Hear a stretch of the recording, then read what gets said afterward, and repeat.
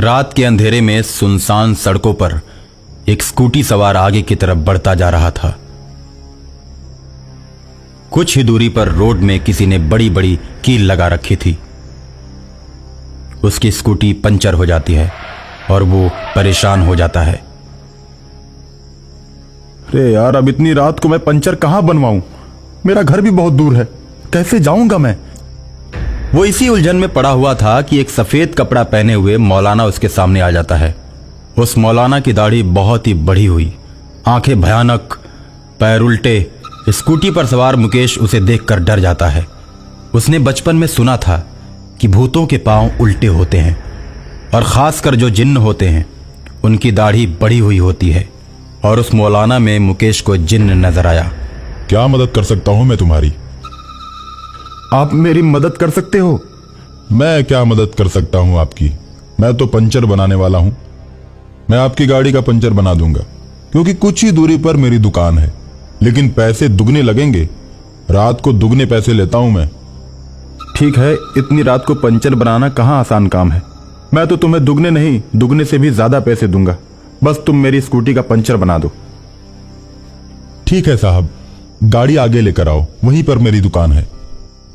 मुकेश गाड़ी को लेकर आगे जाता है। वहां पर एक छोटा सा बल्ब जला होता है। वहां अपनी स्कूटी को लेकर पहुंचता है।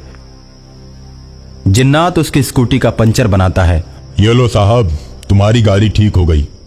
अब जब भी आना मेरे ही पास आना। मैं पंचर बनाने के साथ साथ ही गाड़ी का मैकेनिक भी हूं। मुकेश पंचर बनवाकर चल देता है।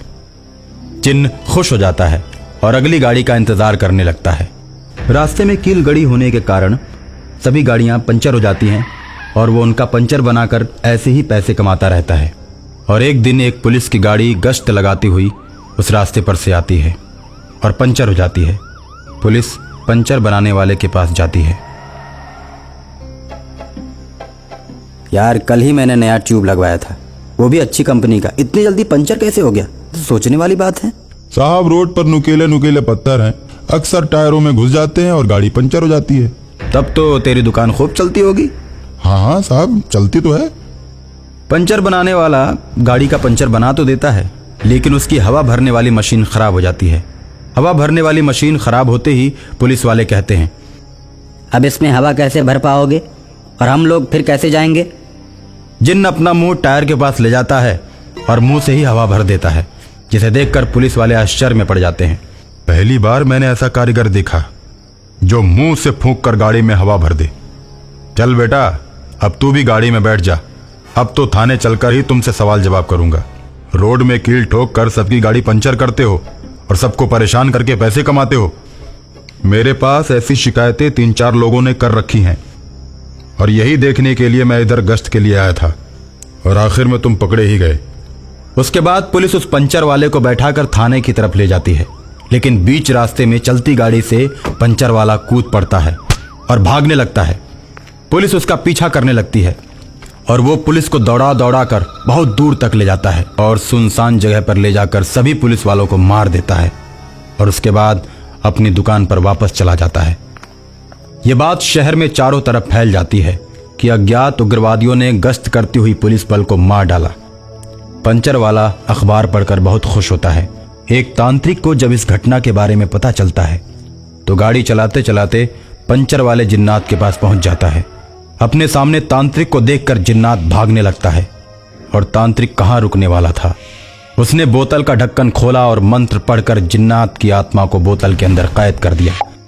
उसके बाद बोतल लेकर एसपी के पास पहुंच जाता है और कहता है, पुलिस बल को मारने के पीछे उग्रवादियों का हाथ नहीं, इसी पंचर बनाने वाले जिन्नात का हाथ है। इस अपराधी को मैंने बोतल में बंद कर दिया है। आप तो इस बात को नहीं मानते कि भूत प्रेत होते हैं। अगर आप कहें तो मैं अभी आपको दिखा देता हूँ। दिखाओ। सही बात हुई तो तुम्हें पुरस्कृत किया जाएगा और अगर गलत बोलकर भ्रम फैलाया तो दंडित भी किया जाएगा। एसपी की बात सुनते ही तांत्रिक बोतल का ढक्कन खोल देता है। बोतल से धुआं निकलता है। जिन्नात प्रकट हो जाता है। बोतल के भूत को देखकर एसपी हक्का बक्का रह जाता है। एसपी को दिखाने के बाद तांत्रिक पुनः जिन्नात को बोतल के अंदर बंद कर देता है। एसपी तांत्रिक को पुरस्कार देकर विदा कर देता है और इस तरह पंचर बनाने वाला जिन सदा सदा के लिए मुक्त हो जाता है।